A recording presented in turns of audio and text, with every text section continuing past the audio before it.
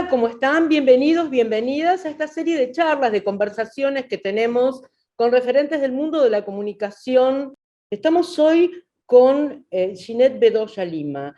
Ginette es una periodista, conferencista, escritora colombiana, capacitadora en temas de género, es editora del diario El Tiempo en temas especiales, y tiene una vida absolutamente inspiradora para quienes estamos comprometidos con los derechos de las mujeres y diversidades, y con quienes investigamos lo que tiene que ver con la violencia y el abuso sexual.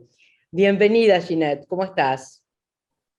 Un gusto nuevamente reencontrarnos y bueno, estar en este espacio que creo que cada día más necesitamos hablar, dialogar y en medio de todo lo malo de la pandemia nos deja algo bueno y es que la virtualidad nos permite hoy estar un poquitico más cerca, así que gracias por la invitación. Ginette ha recibido premios internacionales que destacan su coraje. Ginette, ¿cuál fue el punto de inflexión? ¿Qué fue lo que cambió tu vida periodísticamente y humanamente hablando? Lamentablemente el 25 de mayo del año 2000, haciendo una entrevista en una cárcel aquí en Bogotá, una de las cárceles más peligrosas del mundo, fui secuestrada esperando que me dieran paso para entrar a hacer la entrevista a un jefe paramilitar. Ese secuestro, que fue muy grave, me mantuvo retenida durante muchísimas horas, horas en las cuales fui torturada y violentada sexualmente masivamente. Eso, sin lugar a dudas, cambió mi vida, pero creo que también me unió muchísimo más al periodismo. Durante muchos años yo no quise hablar sobre lo que había ocurrido y llegó un momento en que entendí que por ser una mujer pública, por ser una periodista que tenía voz, que tenía una exposición pública, tenía la responsabilidad de hablar sobre la violencia sexual y sobre lo que nos cuesta a las mujeres asumir y afrontar la violencia sexual. Por eso yo decidí hablar después de 9 años. Hablé en un foro internacional en España y creo que ese día mi vida volvió a cambiar porque nació la campaña No es hora de callar. Una invitación a las mujeres periodistas, a las mujeres víctimas de violencias, a que levanten la voz. ¿Por qué crees que nos cuesta tanto a las mujeres hablar? Indudablemente es una carga social que siempre hemos llevado. Esa es la carga social de la estigmatización, es la carga social del miedo, es la carga social de la impunidad, pero sobre todo de dejar sobre nuestros hombros la responsabilidad de la violencia a la que nos enfrentamos. Cuando una mujer es violentada, lo primero que se hace es escudriñar en su vida privada para saber cómo se vestía, qué hacía, por qué salía a tomarse una copa en la noche, cuál era su comportamiento, cómo era su forma de acercarse a los hombres, seguramente era muy buscona, muy provocadora. Y esto siempre lleva a que le quitemos la responsabilidad al victimario y a la mujer la pongamos en la picota pública. Y con esto, que siempre, bueno, desde hace siglos y siglos y siglos se ha manejado en nuestras sociedades patriarcales, pues obviamente limita a la mujer, la inhibe y de por sí le pone en la cabeza ese chip de yo no hablo porque me va peor. Prefiero callarme. Muchas veces el victimario, pues lo tengo ahí mismo en la cama, ¿no? Muchas veces el victimario es mi compañero, es mi marido, es mi novio. Muchas veces lo tengo en la oficina porque es mi jefe, porque es mi amigo, o está en el transporte público, o está en la calle. Entonces, en Colombia fui la primera mujer que habló públicamente de la violencia sexual y de ser una víctima de violencia sexual, que le puso un rostro a la violación.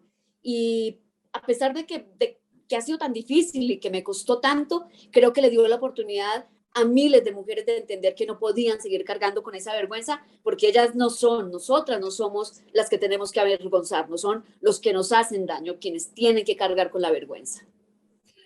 El 25 de mayo, el día de tu secuestro, fue designado el Día Nacional para dignificar a las víctimas de violencia sexual. Y en esta dignificación, ¿qué rol tienen los medios de comunicación? ¿Qué rol deberían cumplir?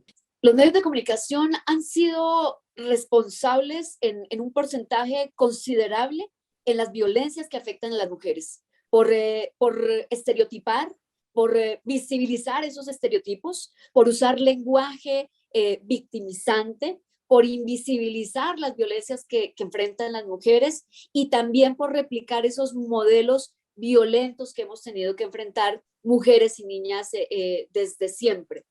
Entonces, creo que ahora la responsabilidad que tienen los medios es fundamental en pedagogía, pero sobre todo en hablar de derechos, en hacerle entender a la gente que violencia no es una sola, que hay muchos tipos de violencias, que a una mujer no solamente se le violenta porque se le viole o porque se le propine un golpe en el rostro, sino se le violenta cuando psicológicamente se le disminuye, cuando se le hace creer que es menos, cuando se le vulnera su autoestima y eso lleva a suicidios o lleva a no estar empoderada para enfrentar y denunciar, para someterse a su victimario. Entonces, el papel que tenemos los medios y las periodistas es determinante en cambiar ese rumbo de violencias que hemos enfrentado. En la Argentina se ha sancionado recientemente una ley de equidad de género y cupo trans en los medios de comunicación.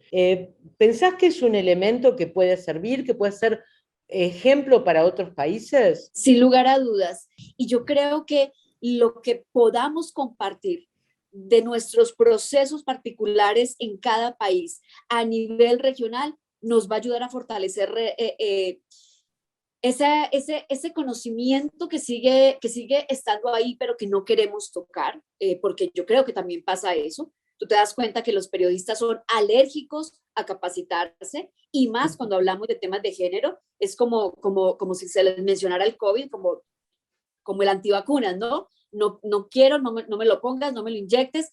Y yo creo que hay que vacunarnos y hay que vacunarnos con la capacitación, pero sobre todo con el conocimiento de los procesos de los otros países. Argentina para mí es un modelo en muchas cosas, en el movimiento feminista, en la forma como han enfrentado a los medios para que se hable de las violencias contra las mujeres. Y México también lleva un proceso súper interesante que nos están marcando también una ruta sobre cómo debemos abordar esos temas. Personalmente, ¿cómo recibieron este empoderamiento tuyo y la creación de No es hora de callar, esta organización, tus compañeros varones de redacción? La resistencia que hubo en la redacción, una redacción patriarcal con un modelo machista como todos los medios de comunicación, los grandes medios de comunicación en nuestro hemisferio y a nivel mundial. Entonces fue una resistencia como de esta feminista se nos infiltró acá, quién sabe qué va a hacer, nos está dando una doctrina que es un lavado de cerebro que va en contra de mis normativas y de lo que yo creo. Y me tocó empezar a hacer pedagogía, empezar a explicarles que esto no era un chip de feminismo que se les iba a implantar, sino era un tema de derechos. Los derechos de las mujeres son derechos humanos. Y la resistencia fue tal que empezaron a hacerme bullying. Me hacían bullying con el nombre de la campaña. Y yo hoy puedo decir que hace un proceso muy hermoso. Porque fíjate que pese a esa resistencia, después de 12 años, la sección que más me consulta, que pregunta y que propone temas de género es deportes. Pues yo creo que, mira, me costó más de una década, pero es una semilla en últimas, ¿no? ¿Se sigue hablando en Colombia a veces de crimen pasional cuando hay un femicidio? Y la responsabilidad de tomar esos casos, de abordarlos de la manera más respetuosa posible, sigue siendo una falencia. Yo creo que hemos avanzado en algunas cosas y hoy si hablamos, por ejemplo, de un feminicidio, ayer precisamente en Colombia el espectador publicaba una investigación sobre el feminicidio de una niña venezolana de 12 años, ocurrido hace 3 semanas, que fue violentada sexualmente de la peor manera, pero un caso invisibilizado porque como es una inmigrante, es venezolana, es alguien que no nos interesa, dejémoslo ahí guardado. Y el espectador hace una crónica maravillosa, una muy buena investigación donde se nota el respeto por esa niña y el respeto por las niñas que hoy son explotadas sexualmente. No pasa con todos los medios. Tú haz la comparación de la investigación del Espectador y la publicación que hizo la prensa regional. Y lo de la prensa regional es desastroso, es morboso, es amarillista, es una crónica roja que quiere destilar precisamente sangre, pero que le sirve para ganar clics y para ganar audiencia. Me gustaría escuchar una reflexión acerca de los efectos que tiene en la libertad de expresión la violencia digital contra las periodistas mujeres.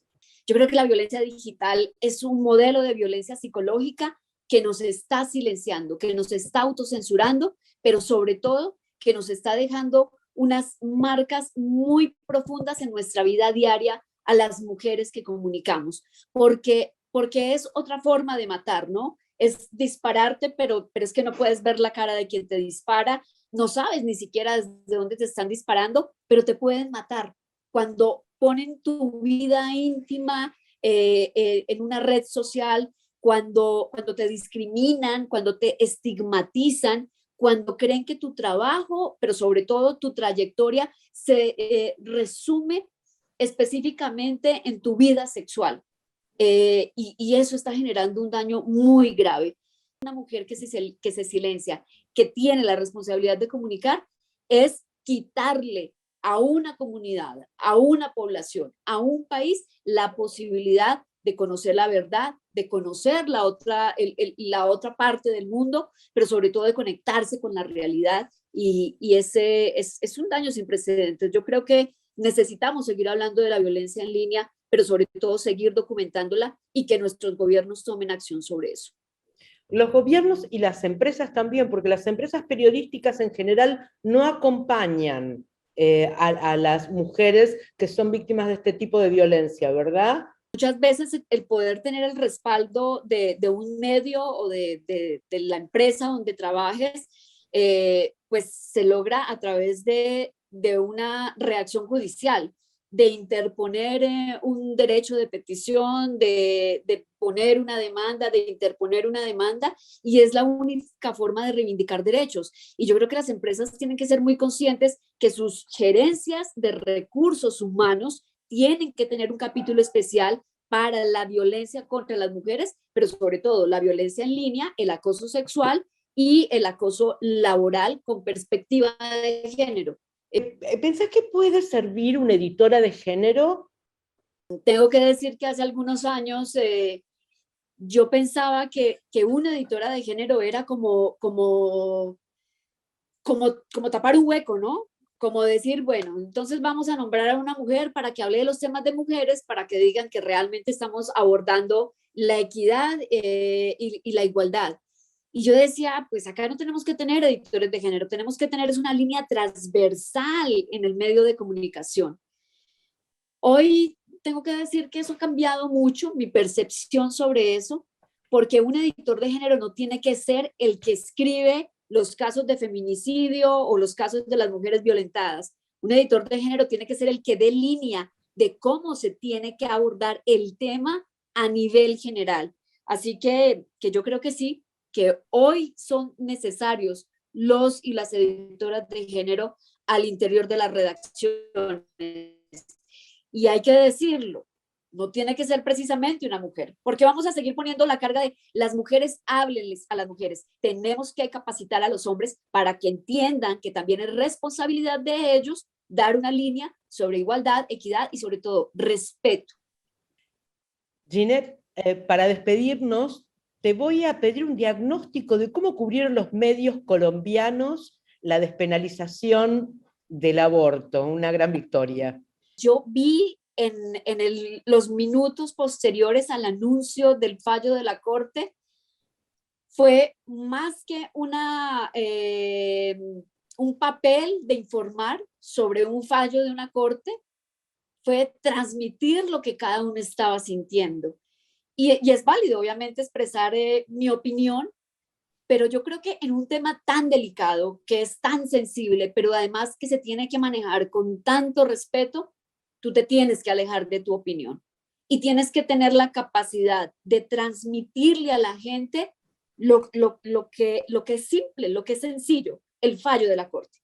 Bueno, saludamos la decisión de la Corte, es una ampliación de derechos, para las mujeres y todas las personas gestantes en Colombia.